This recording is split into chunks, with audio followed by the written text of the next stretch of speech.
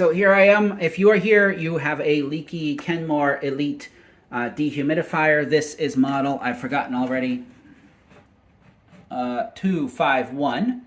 So before you take it apart, now I found another video online that talked me through the steps of how to take it apart, but she'd already put it together. And so I wanted to show some of the things, and she missed some very important screws, which are hiding under this thing that she doesn't talk about. So just to let you know that. But before you take it apart, one thing to try to see if this will work, and I found this at another forum online, is inside the gravity drain, there's a pipe in there. And that pipe is what's going to dump the water out and into your tank. That pipe might be clogged up. So you can take a thin screwdriver, put it inside that pipe, and work it around. And when I did that, I pulled out a lot of gunk and water all came out. And I wonder if I had just done that first and then tested it, would it have worked? So before we take it apart, I'll give you a brief overview of all the steps. You're going to be taking off the handle. You're going to be taking off those black plastic things on both sides. You're going to be taking off the wheels and unscrewing a screw that's under the wheels.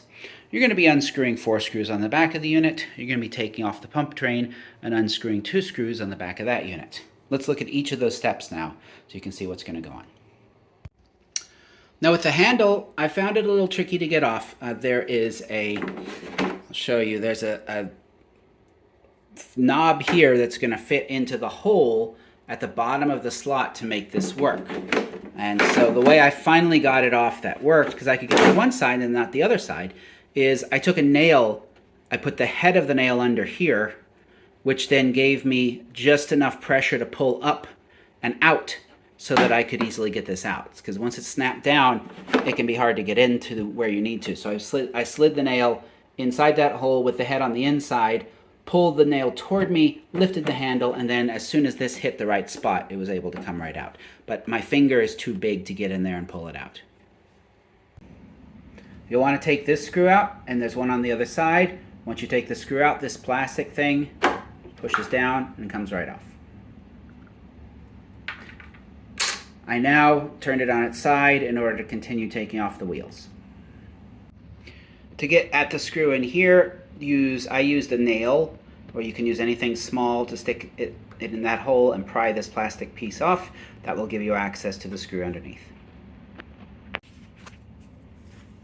So once you get the wheel off, note when you take it off, there's going to be a washer behind it that will fall, or might fall. There's your washer, and then this is a screw you have to take out, and you have to do the same on the other side. After you've gotten the wheels off, I light it down. The next 4 screws will be 1, 2, 3, and 4 to take off. Those you just need a pretty long screwdriver to go right into the hole and get them out.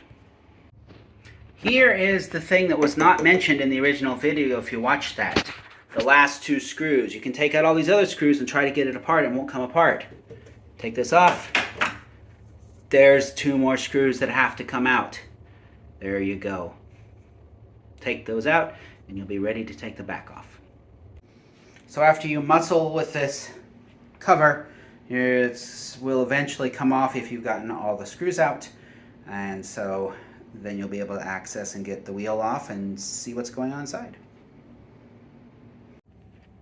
So with this thing, you just take a pair of pliers, push these 2 things together, the clip expands, and then you can pull that clip right off, and then you can pull this right off.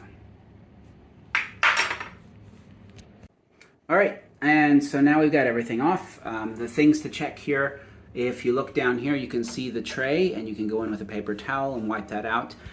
Check again to see if there's anything else hiding in there. With a screwdriver, I put a paper towel in and really try to clean that out well. And then you can reassemble it, and hopefully it'll all work okay.